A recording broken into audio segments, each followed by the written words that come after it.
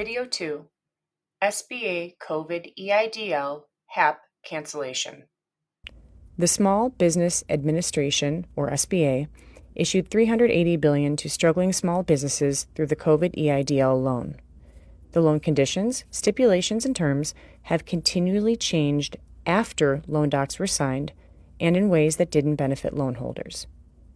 The SBA originally offered a deferment period of 30 months for loan payments due to the catastrophic impact of the pandemic on small business.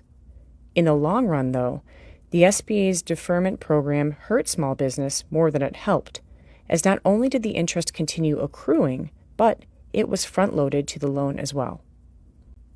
1 month before the 3-year anniversary of the beginning of the pandemic, the reality of small business remained mostly grim. Businesses continued to struggle from being shuttered for prolonged periods of time, having to implement mandatory and costly COVID protocols and programs, and being unable to source an adequate workforce due to payment incentives offered to workers who continued to stay home, and businesses simply couldn't compete with them. As of November 2022, the SBA realized that small businesses were still nowhere close to returning to their pre-COVID baseline state and introduced the COVID EIDL Hardship Accommodation Plan, or HAP, to address it. Meanwhile, inflation and price increases continued to soar, which created additional barriers for the health of small business. To accommodate a slower curve of recovery than originally anticipated, the SBA added an extension period to the COVID EIDL HAP in April of 2023. And then, in November 2023, 1 month before the 4-year anniversary of the pandemic start, the SBA increased HAP extension periods again to accommodate for the reality of the state of small business.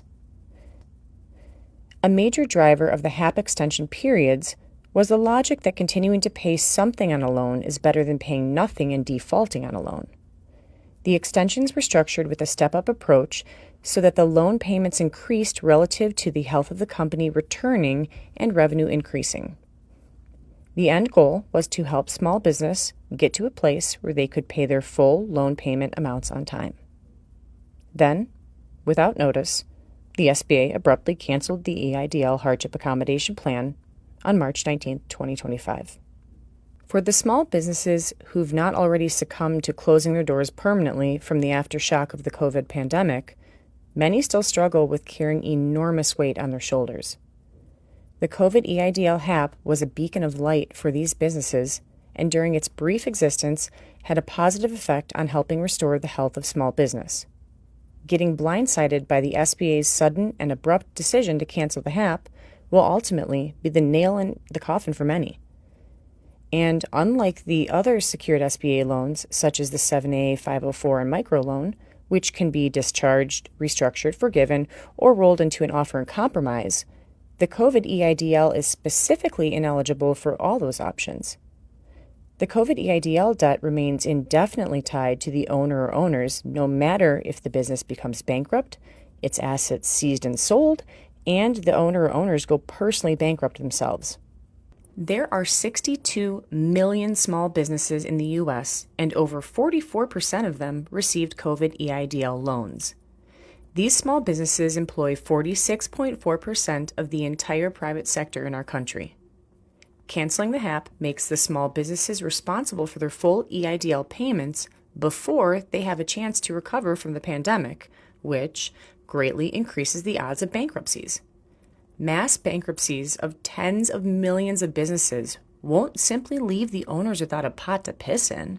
It will leave their employees with less and less employment options to support their families with. These consequences are very real possibilities.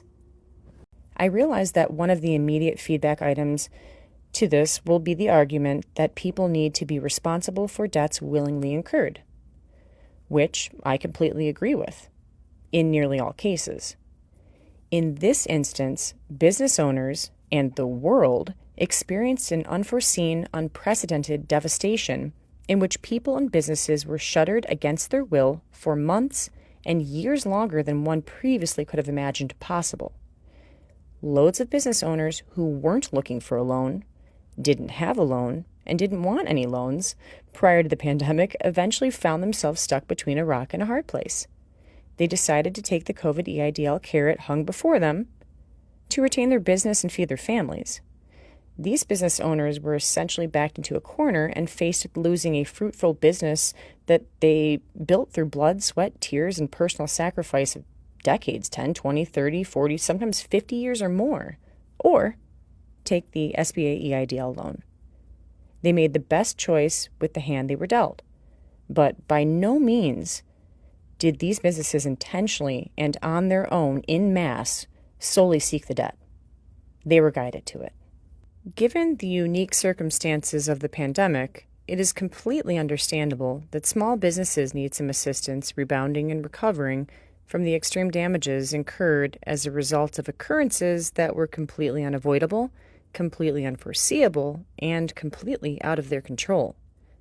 In fact, long before the pandemic occurred, having an organization to assist the small businesses that are a staple part of our lives in the U.S. was already deemed a priority. This approach is the literal purpose of the Small Business Administration, as indicated in their mission statement, to aid, counsel, assist, and protect, insofar as is possible, the interests of small business concerns. As of now, however, small businesses have been left high and dry without explanation or guidance. So, what happens when millions of small businesses who employ millions of people throughout the country go bankrupt, yet the loan is indefinitely tied to the owner or owners? Is this the point where the government officially owns the people who remain indebted but have no assets to pay? Are we facing an intentional setup for throwing society into universal basic income, or UBI? People need a purpose, and they need to contribute to their community and need to feel a connection between effort and reward. This is a very basic level. While rose-colored glasses may show something different, people are not inherently complacent with being provided the same as everyone else. I pray that what's happening is not the precursor to forced UBI. Idle minds and not having a sense of purpose is the death of humanity. Just like trickle-down economics, the only place that UBI has the potential to look good is on paper. For those who say otherwise, think about the real-world case studies of UBI that have existed all around us for years. Those living in public housing that are completely dependent on the government for all their basic needs are not thriving. I say basic needs with air quotes because what the government deems acceptable to qualify as satisfying a basic need is nearly always well below an acceptable standard of living. The "you will own nothing and be happy" mindset is dangerous for humanity and puts the livelihood of those who own nothing at the mercy of receiving whatever the governing entity deems will cover their basic needs. Anyhow, let me get back to the point of communicating my thoughts on recent events. When the abrupt cancellation of the COVID EIDL HAP on March 19, 2025, is taken into consideration with all federal student loans being moved to the SBA a few days later on March 21st, we could also be looking at potential outcomes of immense relief. Perhaps there's a consolidation taking place for wiping the debt slate clean to provide everyone with a fresh start. Similar to how small businesses were guided towards loans they wouldn't have incurred had it not been for the unique, unprecedented conditions of the pandemic, students over the past 15 years have also been guided to increasingly predatory loans of astronomically inflated educational costs for overly saturated and essentially worthless degrees that they may not have taken had they been knowledgeable about realistic outcomes and the value of the degree paid for. For example, the cost of a generic liberal arts degree from the University of Kentucky costs a staggering $73,200, and when housing, food, books, and other items are considered, is well over $115,000. Now, while there may be some legitimate instances where students were unethically guided to taking on loans that both the lender and educational body knew were not in the student's best interest, The existence of all student debt is not attributed to a sole, shared, unprecedented, once-in-a-lifetime global event.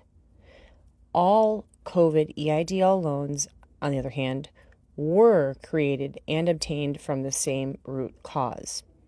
So it's not my opinion that all student loans over the past 15 years should have a uniform blanket of forgiveness. But as I said, there are legitimate cases of predatory student loans that should be dealt with accordingly. And for sake of optimistically looking at the information at hand, perhaps the recent move of student loans to the SBA is a precursor to wiping the debt slate clean for everyone. It's common knowledge that while the SBA has experience with handling loans, they by no means have a reputation for mastery of it, let alone possess extra resources for taking on a larger workload. With 42.7 million borrowers who owe $1.6 trillion in student debt, the SBA simply does not have the bandwidth, processes, or resources to properly manage those loans. Taking this into consideration, connecting the dots, and assembling a hypothesis of mass loan forgiveness is a plausible outcome. Some interesting tidbits about federal student loans. Only 38% of borrowers are actually in repayment and current on their loans. More than 5 million borrowers have not made a monthly payment on their loan in over 360 days. Essentially, that means most borrowers of student loan debt either quit paying on their loan quite a while ago or never started paying them to begin with. And pertaining to COVID EIDL loans, after the 30-month deferral period and partial payments from the HAP program are considered, the actual collection process for these loans as a whole has barely started. Either way, when you break things down, the U.S. isn't necessarily collecting a ton of money from either crowd. If a mass write-off of the debt were applied to both these groups, would we really be missing out on much?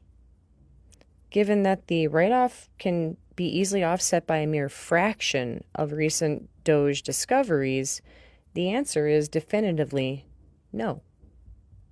Like the other side of the coin I discussed earlier, these consequences are also very real possibilities. I look forward to thoughts, input, and discussion from all points of view about this. I'm currently trying to decide if we, as in us 99%ers, should be really, really, really concerned about being set up for mandatory UBI right now, or if the PTSD effects from COVID, making the ability to support my family in future a never-ending uphill nightmare, has me wearing a tinfoil hat that's blocking the ability to recognize a potential blessing right under my nose. If you've managed to listen this far, you're probably concluding that my day job doesn't involve assembling social media content. The assembly of this bloggish, Frankenstein-esque creation masquerading as a video is basic, because I lack both experience and a team to assist with creating it and polishing it up. I'm not so concerned with the aesthetics of everything as I am with having a well-informed position that uses credible sourcing and, as much, do my best to ensure that any position I present is backed up with adequate information. I encourage bringing factual inaccuracies to light. I'm a big fan of radical candor, and I will do my best to properly address those items. Keep in mind, however, that I am notoriously horrible about returning phone calls or emails for items that are not directly related to whatever my most important priorities are at that time, so if you reach out to me and I do not reply in a timely fashion, or at all, don't take it personally. I have a fairly extensive queue of topics I intend bringing to the table soon. Some of them are related directly to this particular video, such as recently becoming aware of Doge findings of $333 million of COVID EIDL loans that were deployed to people older than 115 years old. Some involve taking a deeper dive into components of ancillary subjects to this topic, and others are about completely different issues altogether.